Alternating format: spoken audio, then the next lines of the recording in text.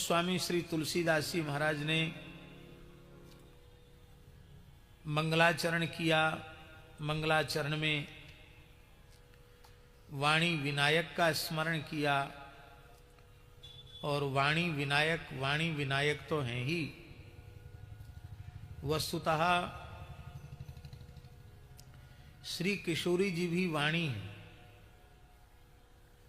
क्योंकि गिरा अरथ जल बीच सम कहियत भिन्न न भिन्न, बंदऊ सीता राम पद जिन्हि परम प्रिय खिन्न। और श्री राम जी विनायक हैं। वंदे वाणी, वाणी माने श्री किशोरी जी, और विनायक वी उपसर्ग है शास्त्री जी, और नायक माने विशिष्ट नायक। धीरोदात्त नायक श्री रघुनाथ जी विशिष्ट नायक हैं। इसलिए श्री भगवती वाग देवता सरस्वती, क्योंकि उनके बिना वाणी का स्फुरण नहीं, भगवत गुणगान कैसे होगा, इसलिए वाणी का स्मरण और विघ्न विघात के लिए, ग्रंथ की निर्विघ्न समाप्ति के लिए प्रथम नाम जापक नामनिष्ठ श्री गणपति का स्मरण। महिमा जासु जान गण राउ, प्रथम पूजियत नाम प्रभाव, ये तो है ही। पर वस्तुतः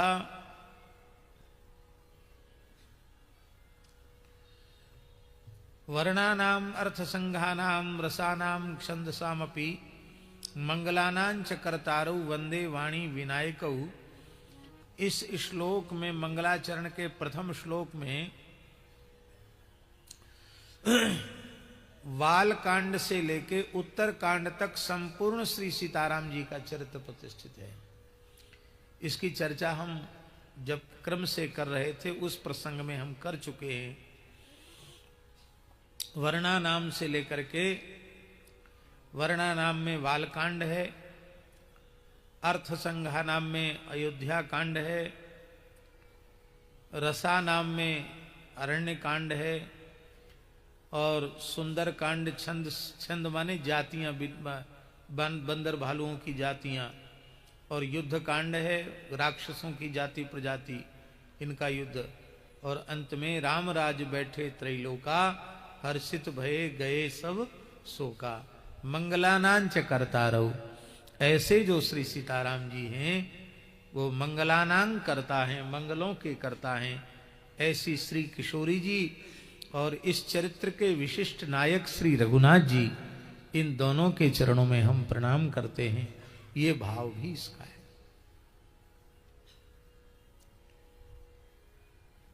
पूज्यपाद पंडित जी महाराज का भाव है, प्रातः स्मरणीय पंडित श्री गया प्रसाद जी महाराज का भाव, कि साधक की सर्वोपरि पूंजी श्रद्धा है। इसलिए साधक को कर्तव्य है कि वो श्रद्धा को संभारतो रहे, श्रद्धा कम न हो जाए, श्रद्धा का क्षरण न हो। जैसे लोभी निरंतर धन की वृद्धि के प्रयत्न में लगा रहता है, ऐसे ही साधक को अपनी श्रद्धा के संवर्धन के प्रयत्न में लगा रहना चाहिए। और श्रद्धा और विश्वास का गठजोड़ है। श्रद्धा भगवती पार्वती हैं, तो विश्वास का प्रतीक भगवान शिव हैं। तो बिना श्रद्धा विश्वास के जो सिद्ध जन हैं, वे भी अपने अंतःकरण में प्रतिष्ठित भगवान का अनुभव नहीं कर सकते। जो ज्ञानमय है, नित्यमय, नित्य शिवस्वरूप गुरुदेव हैं, जिन शिवस्वरूप गुरुदेव की ऐसी महिमा है कि द्वितीया का चंद्र जो सबसे अधिक क्षीण होता है, वह चंद्र भी जिनके जटा मुकुट पर विराजमान हो जाने के कारण वंदनीय दर्शनीय हो जाता है। प्रत्येक मास के शुक्ल पक्ष की द्वितीया को चंद्र दर्शन करते हैं, तो उस चंद्र दर्शन से साक्षात शिव दर्शन का पुण्य प्राप्त होता है। वस्तुतः गुरु ही शिव स्वरूप है। हम लोग टेढ़े मेढ़े जीव भी गुरुदेव की शरण में आ जाते हैं, तो वे गुरुजन इतने करुणामय हैं कि जो चरण शरण में आता है उसे भी सिरोधार्य कर लेते हैं, अंगीकार कर लेते हैं। और गुरुदेव जिसे अंगीकार कर लेते हैं वो चाहे जैसा सर्वसाधन शून्य क्षीण दुर्बल जीव ही क्यों न हो, यदि हृदय से अंतःकरण से भाव से अपना तनमन सर्वस्व गुरु चरणों में निवेदित कर दिया है तो वह वंदनीय हो जाता है। ये भाव गोस्वामी जी का है। यह श्री सीताराम जी के गुणों का जो समूह है वह एक विशाल वन के समान है और उस वन में विहार करने वाले दो महानुभाव हैं, एक कवीश्वर हैं और एक कपीश्वर है। कवीश्वर आदि कवि महर्षि वाल्मीकि जी महाराज और कपीश्वर श्री हनुमान जी महाराज, ये दोनों ही श्री सीताराम गुणग्राम पुण्यारण्य में विहार करने वाले हैं। ऐसे विशुद्ध विज्ञान स्वरूप श्री कवीश्वर महर्षि वाल्मीकि और कपीश्वर श्री हनुमान जी को प्रणाम करते हैं। उत्पत्ति पालन संहार का जो मूल कारण है, क्लेश को हरण करने वाली हैं, संपूर्ण श्रेय का निष्पादन करने वाली हैं, संपूर्ण प्रकार का कल्याण करने वाली जो सीता जी हैं, उनके चरणों में, श्री राम वल्लभा श्री सीता जी के चरणों में हम प्रणाम करते हैं। यहां एक बात ध्यान देनी पड़ेगी हम लोगों को कि उत्पत्ति, स्थिति और संहार ये स्वयं श्री किशोरी जी करती हैं, ये भाव गोस्वामी जी का नहीं है। क्योंकि तुलसी साहित्य का जब हम आश्रय लेते हैं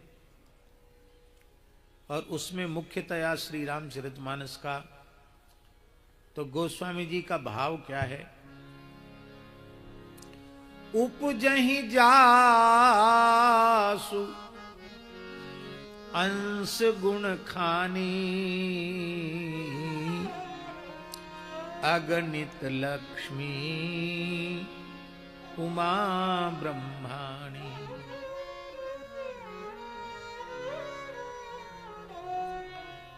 यही श्री राम जी के संबंध में भाव उत्तरकांड में आप लोग देखेंगे।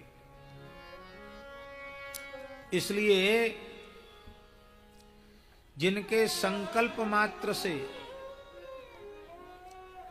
अनंतानंत ब्रह्मांडों की उद्भव कारणीय शक्तियां प्रकट होती हैं, पालन कारणीय शक्तियां प्रकट होती हैं, संहार कारणीय शक्तियां प्रकट होती हैं, उन श्री किशोरी जी को, श्री राम वल्लभा जी को हम प्रणाम करते हैं।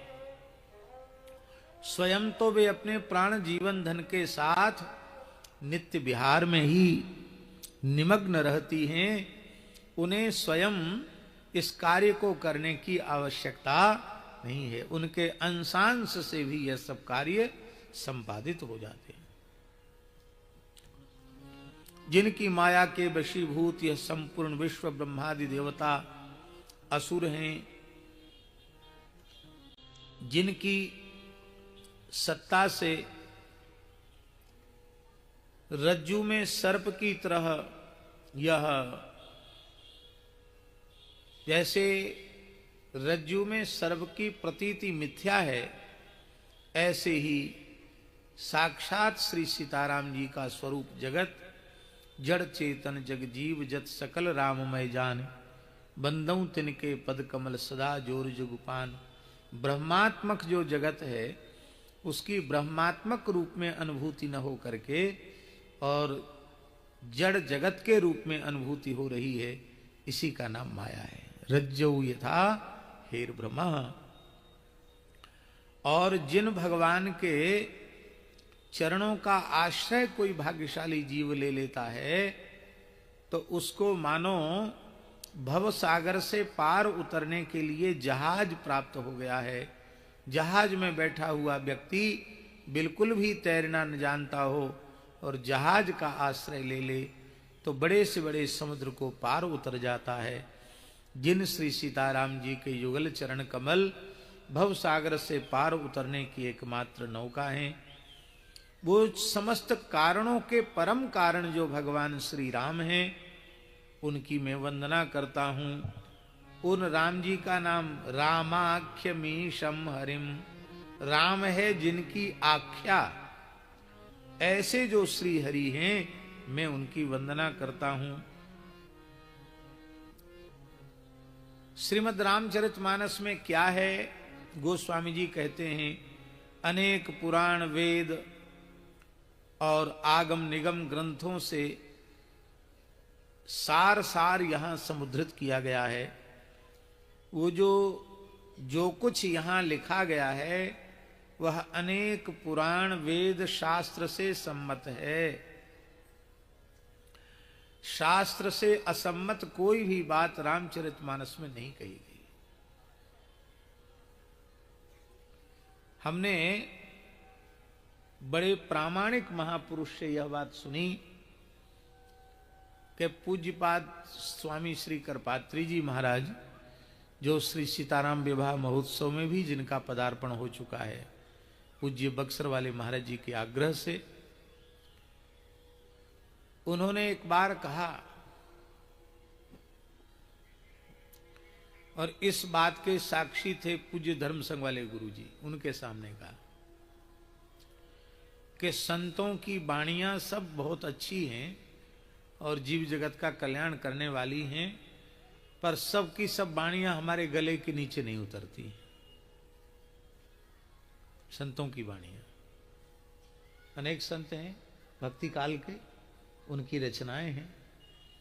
केवल और केवल गोस्वामी तुलसीदास जी ऐसे कवि हैं कि जिनकी संपूर्ण वाणी मेरे गले के नीचे उतर जाती है, क्योंकि शास्त्र के विरोध में, सदाचार के विरोध में एक अक्षर भी तुलसीदास जी ने नहीं कहा। इसलिए गोस्वामी जी की वाणी 16 आना मेरे लिए ग्राह्य है, ऐसा करपात्री जी ने कहा। वस्तुतः ऐसा ही है।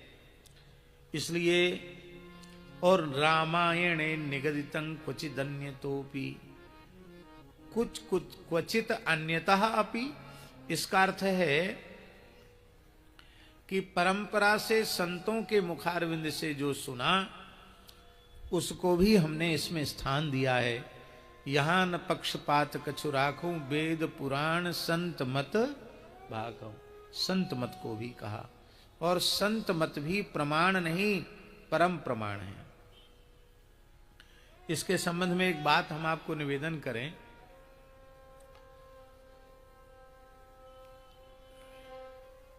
एक बहुत बड़े महापुरुष ने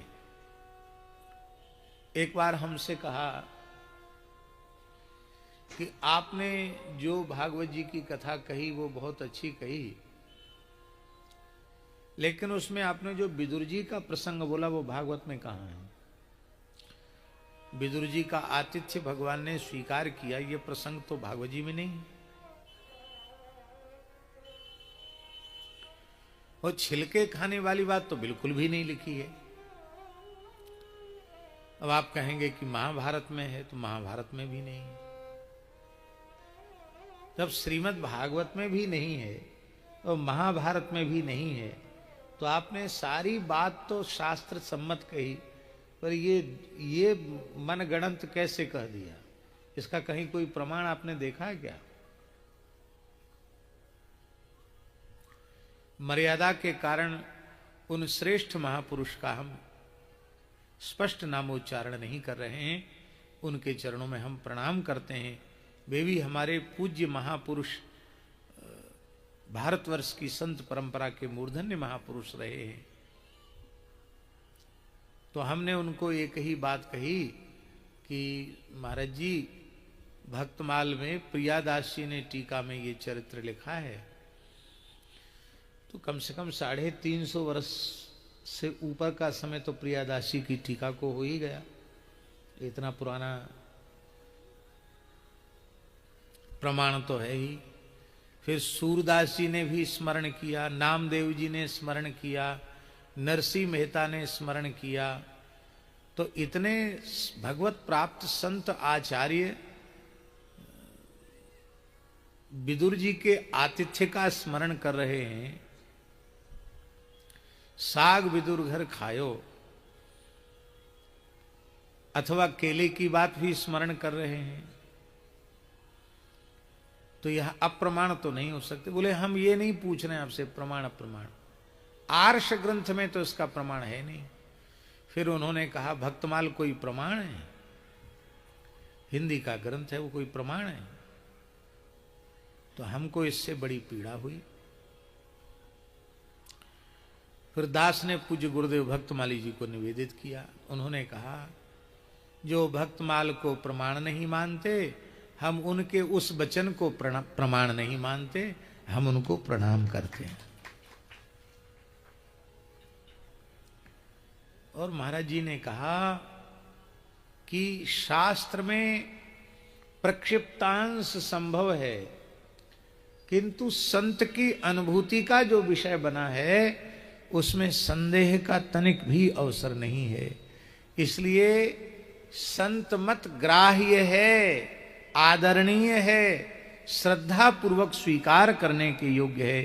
इसलिए क्वचित अन्यतोपि, अन्यतोपि का अर्थ ये नहीं है कि ऐसी किंवदंतियों के आधार पर तुलसीदास जी ने कुछ लिख दिया हो।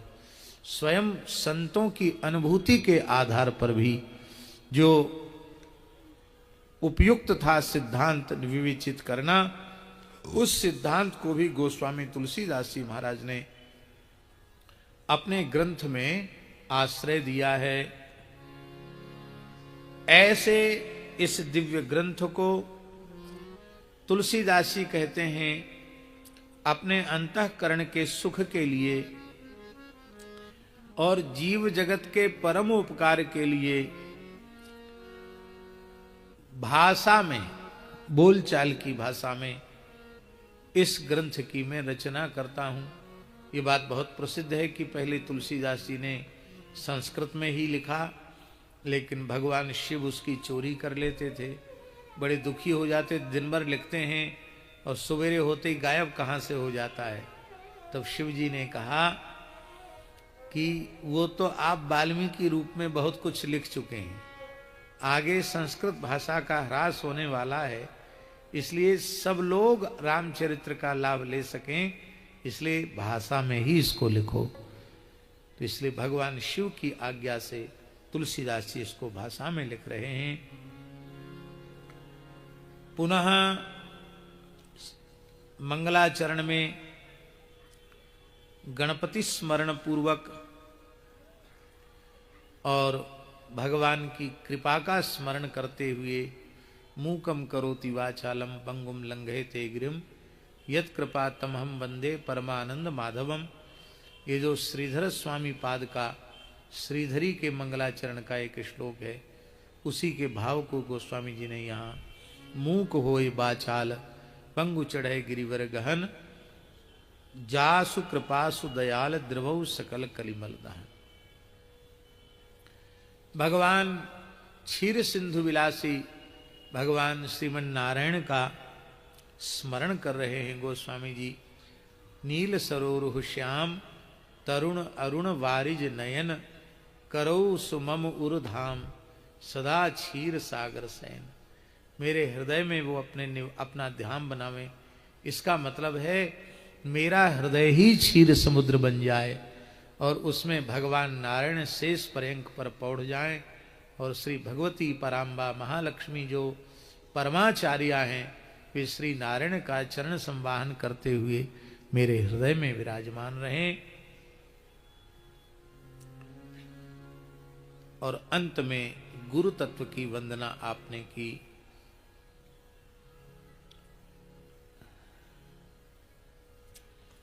और बड़ी विलक्षणता है गोस्वामी जी की शैली में। गुरु तत्व की वंदना करते हुए गोस्वामी जी ने गुरु साक्षात भगवान का स्वरूप हैं। आचार्यम माम विजानीयात नाव मन्येत करहिचित न मर्त्य बुद्धिया सूयेत सर्वदेव मयो गुरु। इस तत्व का प्रतिपादन तो उन्होंने किया ही। विशेष बात यह है कि इस तत्व का प्रतिपादन करते हुए गोस्वामी तुलसीदास जी महाराज ने अपने सद्गुरु भगवान का पवित्र स्मरण किया है। श्री स्वामी नरहरि आनंद जी, श्री स्वामी नरहरि दास जी का आपने मंगलमय स्मरण किया है।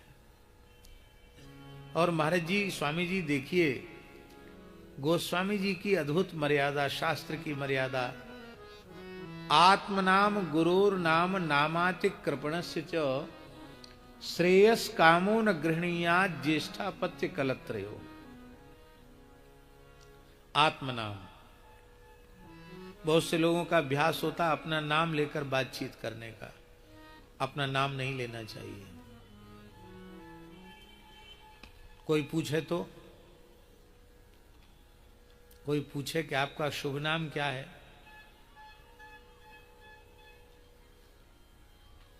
तो नाम ही नहीं लेना चाहिए। कैसे बताएंगे कि हमारा क्या नाम है? तो शास्त्रीय पद्धति ये है कि भगवान गिरधर गोपाल शरण इति कथयन्ति माम जनाः।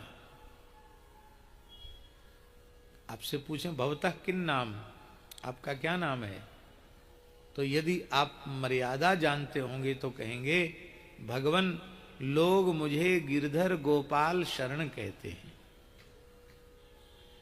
इसका मतलब लोग कहते, मैं नहीं बोल रहा हूं। जिस नाम से लोग मुझे कहते मैं उसका उच्चारण कर रहा हूं।